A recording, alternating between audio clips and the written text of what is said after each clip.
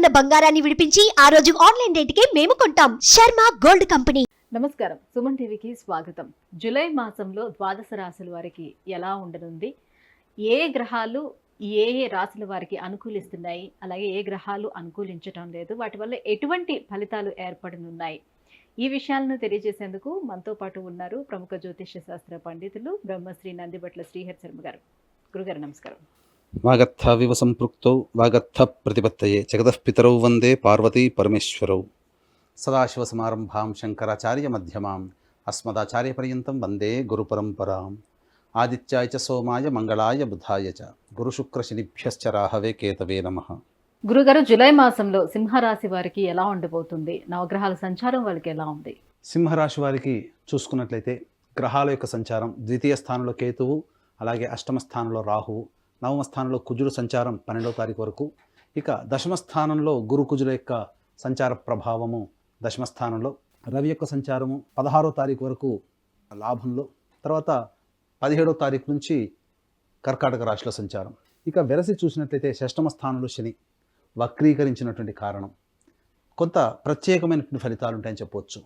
విశేషించి చూసుకున్నట్లయితే ఏతావాత ఈ యొక్క సింహరాశిలో జన్మించినటువంటి వారికి పూర్వార్ధము కంటే ఉత్తరార్ధము కాస్త జాగ్రత్తలు పాటించాల్సినటువంటి పరిస్థితి.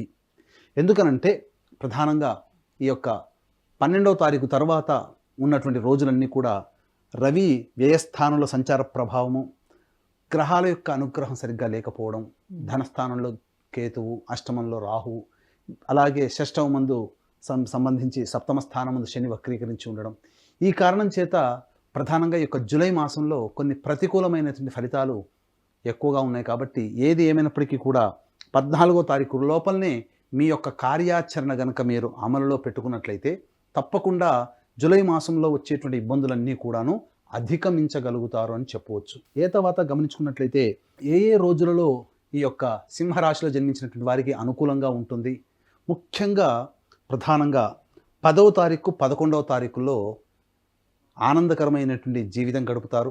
అనుకున్నటువంటి పనులు కొంత వెసులుబాటు జరుగుతుంది, అనగా పనులు చకచక మొదలవుతాయి.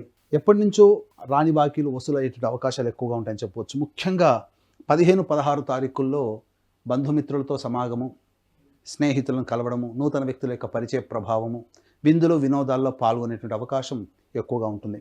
ఇక 22, 23, 24, 25 తారీఖుల్లో మరియు 5, 6, 30, 31 తారీఖుల్లో విశేషించి ధన ప్రాప్తి కలుగుతుంది.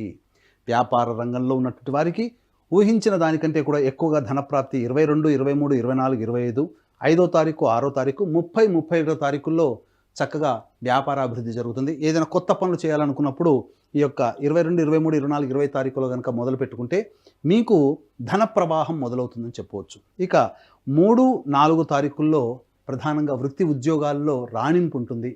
ఉద్యోగాలు మారాలనుకునే వాళ్ళకి ఉద్యోగ సంబంధమైన విషయాల్లో చక్కటి శుభవార్త వింటారని చెప్పవచ్చు. ఉద్యోగ బదిలీలకు సంబంధించినటువంటి పనులన్నీ కూడాను ఈ 3, 4 తారీఖుల్లో మీకు కలలు సాకారం అవుతాయని చెప్పవచ్చు.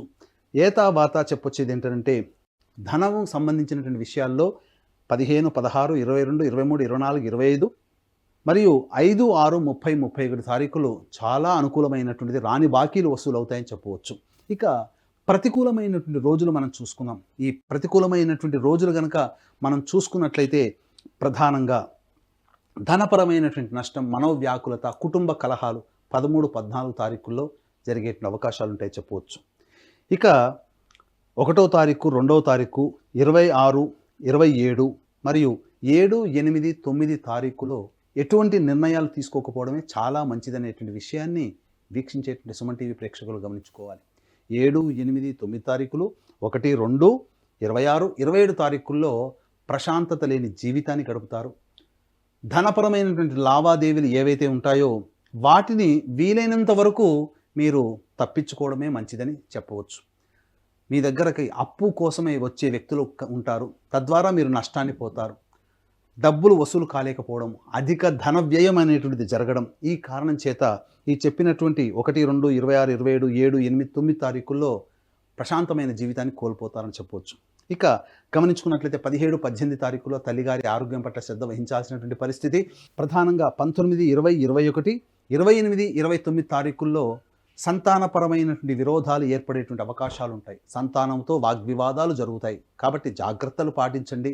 అలాగే సంతాన ప్రయత్నం కోసం చేసేటువంటి ప్రయత్నాలు ఏవైతే ఉంటాయో అవి 19, 20, 21, 28, 29 తారీఖులో ఉంటాయి. కాబట్టి వాయిదా వేసుకోవడమే మంచిదని గమనించుకోవాలి. ఏతావాత చెప్పొచ్చేది ఏంటంటే ఈ యొక్క సింహరాశిలో జన్మించినటువంటి వారికి పూర్వార్ధము చాలా ఉపయోగకరంగా ఉంటుంది, మరియు తర్వాత ఉత్తరార్ధము కొంత అనుకూలత ఉండదు. కాబట్టి శ్రమ కోర్చి పట్టుదలతో ఆత్మవిశ్వాసంతో ఇక తప్పదన్నట్టుగానే మీరు దైవం మీద భారం వేసి 12వ తారీఖు తర్వాత మీరు పనులు మొదలు పెట్టుకోండి. 14వ తారీఖు లోపల అనుకూలమైనటువంటి సమయం ఉంటుంది. అయితే ప్రతికూలమైనటువంటి సమయాలు మనం చెప్పి ఉన్నాం, అలాగే అనుకూలమైనటువంటి తారీఖులు కూడా మనం చెప్పి ఉన్నాం. కాబట్టి ఆ రోజుల్లో మీ యొక్క ప్రణాళికను కనుక రూపొందించుకుంటే చాలా మంచి శుభ ఫలితాలు పొందాలని చెప్పవచ్చు. వ్యాపార రంగంలో ఉన్నటువంటి వారికి ఈ యొక్క జూలై మాసం అంతా కూడా సాధారణంగా జరుగుతుంది.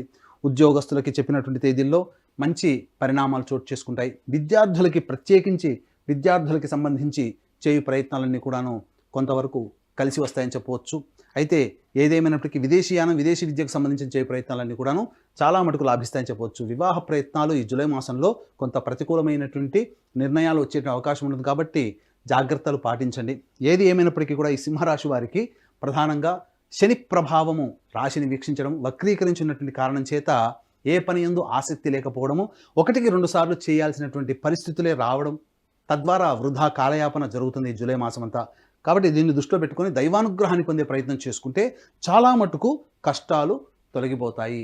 దీన్ని దృష్టిలో పెట్టుకుని దక్షిణ కైలాసంగా పిలువబడేటువంటి యొక్క శ్రీకాళహస్తి క్షేత్రములో ఈ నెల 21వ తారీఖు రోజున అనగా గురు పౌర్ణమి సందర్భంగా ప్రత్యేకించి విద్యార్థుల కోసం సరస్వతి దక్షిణామూర్తి హోమాలు, మరియు వృషభ, మిథున, కర్కాటక, సింహతుల, వృశ్చిక, మకర, కుంభ, మీన రాశుల్లో జన్మించినటువంటి వారికి శనిదోష పరిహారార్థమై శనీశ్వర హోమము, అఘోర పాశుపత మంత్ర హోమంతో పాటు ముఖ్యంగా రాహుకేతుల యొక్క పూజ, అలాగే వివాహము, ఉద్యోగము, దాంపత్యం, అనారోగ్య సమస్యల నివారణకి 18 రకాల హోమాదులు కేవలం 1500 రూపాయలకే మీ గోత్రనామాదులతో ఈ యొక్క కార్యక్రమం జరిపించడం జరుగుతుంది.